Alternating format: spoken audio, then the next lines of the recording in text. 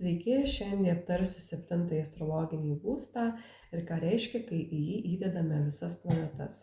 Tikrai mielai kviečiu pasiklausyti bendrų pobūdžio informacijos, galbūt daugiau ar mažiau esate susipažinę, susidūrę su astrologija, galbūt turite asmeninį astrologinį žemėlapio išsidėstymą ar norite pagilinti žinias, o galbūt pasidalinsite su kitais. Tai pradėkime. Taigi, kalbant apie 7-ąjį astrologinį būstą, jam atstovauja zodiako ženklas Svarstyklės, o pati planeta, pats valdovas, tai yra Venera. 7-asis būstas yra susijęs su santuoka, su partnerystė, su teisiniais ginčais, derybomis. Tai būstas tiesiog rodantis, kaip mes matome partnerius, kokius mes galime gyvenime pritraukti, kokias turėti santuokas. Tai tiesiog būstas susijęs su pačiais santykiais. Tai gali būti, sakykime, susiję ne tik tai su santuoka ar partneriu ir su santykiais, bet tuo pačiu ir su verslu, ar ne, kai mes bendraujame verslo pozicijų, kiek mes galime būti geri ir puikūs derybininkai, ar ne, kai mes pritraukti tam tikrą auditoriją partnerių, tam tikrą auditoriją žmonių, su kuriais galėtume bendradarbiauti, ar ne. Tiesiog bendravimas, bendradarbiavimas, santykių kūrimas įeina į 7-ąjį būstą. Jeigu, sakykime, mes įdėtume į 7-ąjį būstą Saulės planetą, o Saulė atstovauja zodiako ženklas Liūtas, tai Saulė gyvenimo kredo turinti tai tikslą. Tikslas yra svarbiausias jo gyvenimo variklis. Tai reiškia, kad toks žmogus turi pajėgumų, apšviečia tą būstą, jis jaučiasi puikiai, nes ten, kur įdedame Saulę, jis jaučiasi energingas, turi ganėtinai stiprią poziciją kažko tai pasiekti, lyderiauti, jis tampa tam tikros srities autoritetu.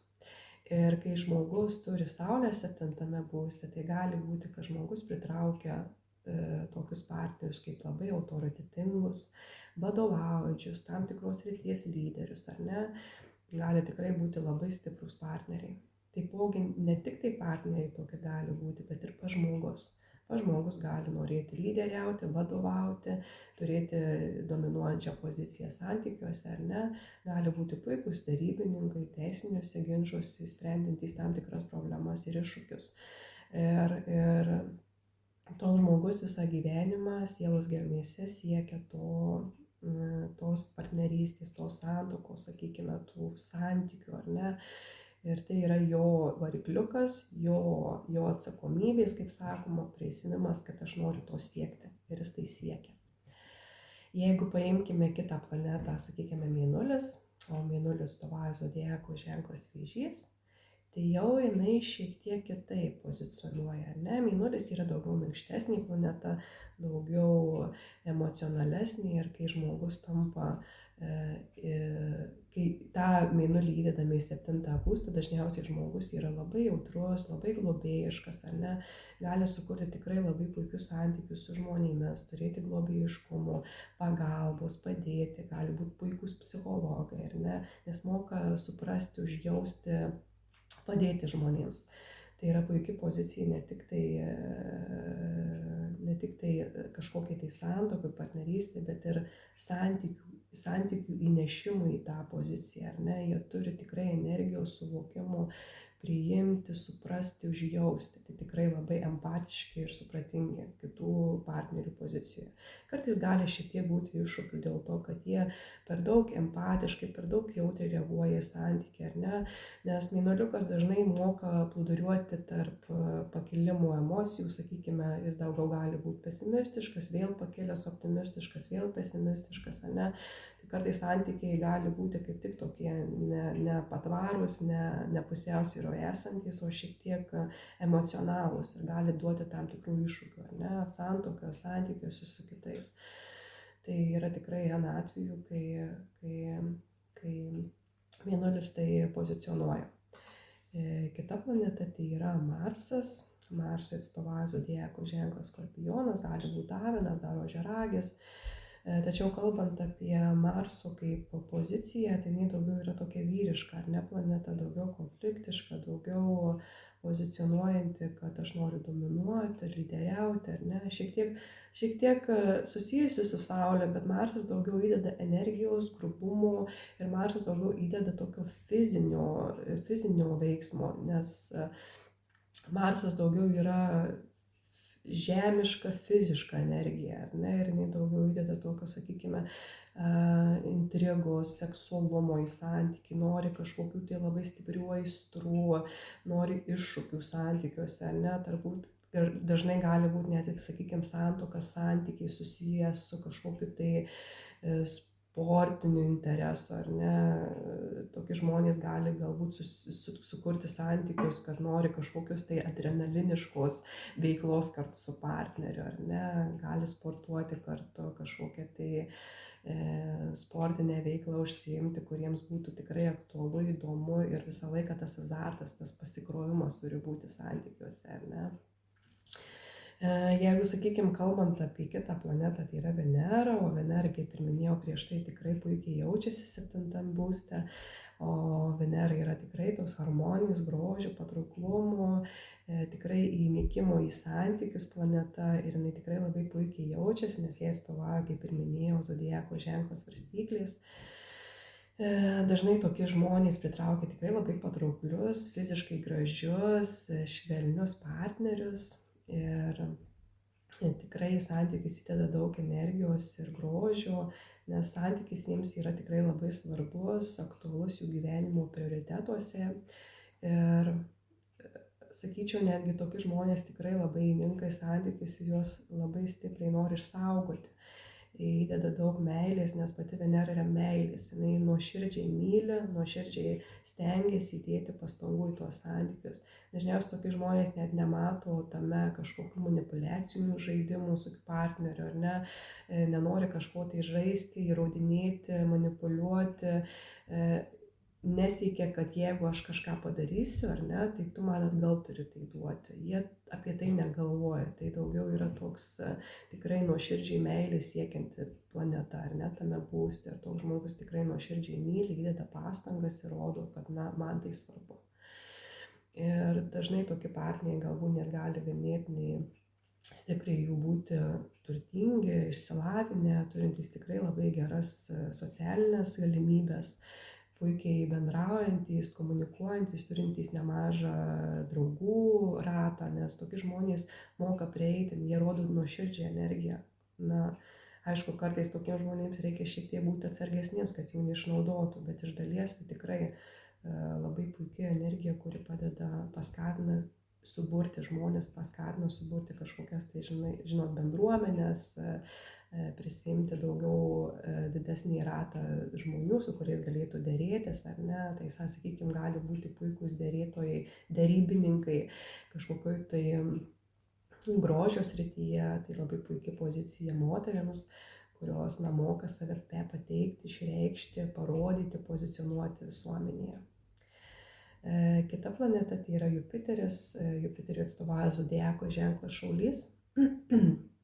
Ir toks žmogus labai dažnai pritraukia tokius partnerius kaip labai su didelėm galimybėm, turintys labai platų požiūrį į gyvenimą, ar ne, tokie žmonės gali pritraukti tokius partnerius kaip kokius, nesakykime, egzotinius užsieniečius, kuriems parodo tikrai labai plačias galimybės, ar ne, labai gali su partneriu daug keliauti po pasaulį, pažinti kultūras, tradicijas tam tikras.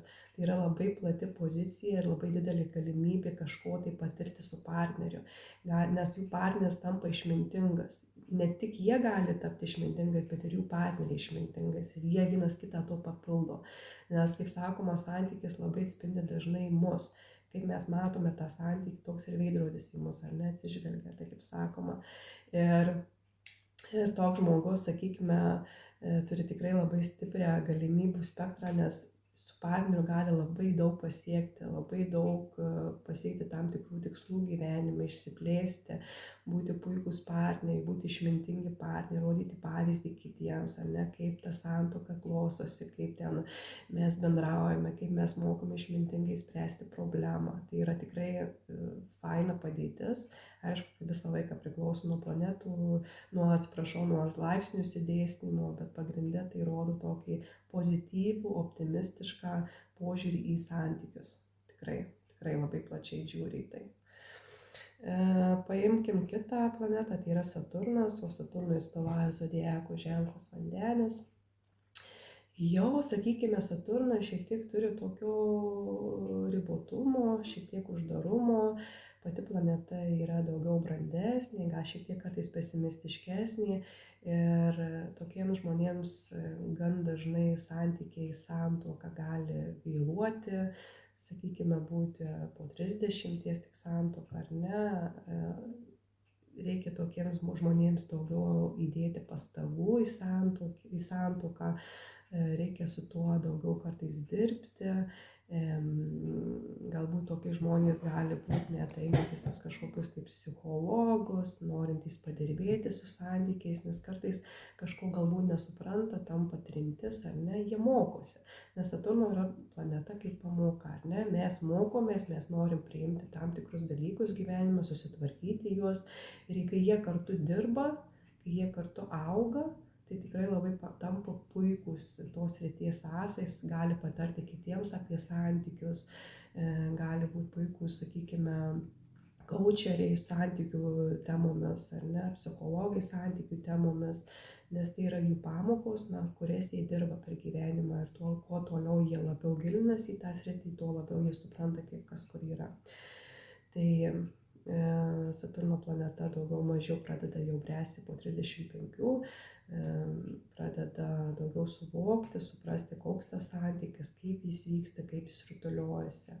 Tai ta Saturno planeta šiek tiek sustabdo, kaip sakoma, šiek tiek sulėtina procesus, bet vėliau metuose jinai tik tai brandina, tik tai auga ir toks žmogus tampa labai išmintingas santykių pozicijoje.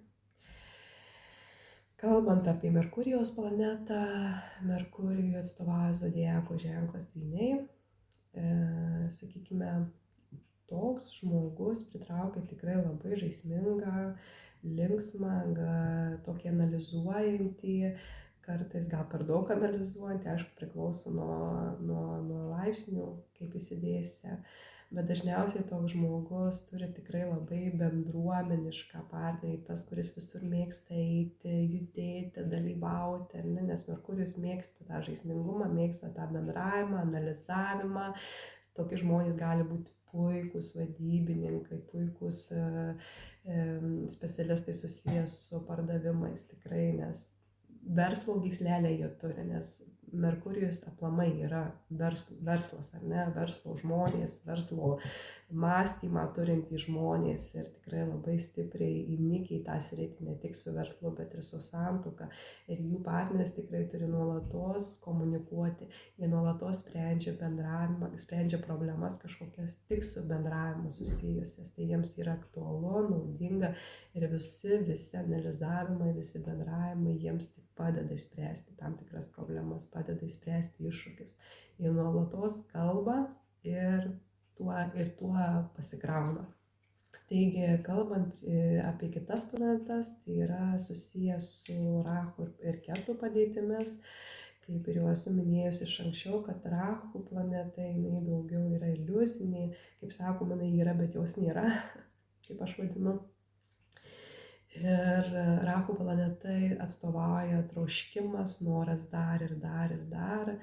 Kai žmogus turi Rahu 7 būste, dažniausiai yra nepasotinama, jis nuolatos yra nepatenkintas santykiais, nuolatos jam kažko trūksta, jis nuolatos vis bando siekti to ar ano, daugiau iliuzinė planeta nesusijusi su tuo, kad žmogus į santykius įdeda kažkokių galbūt šiek tiek iškreiptų, kitokių modelių apie santykius ir galbūt kartais gali suklaidinti pačią santuoką, pačią partnerystę, nes jie turi tokių labai maištingų, kartais netradicinių požiūrių į santykius ir kartais gali kiti jų nesuprasti.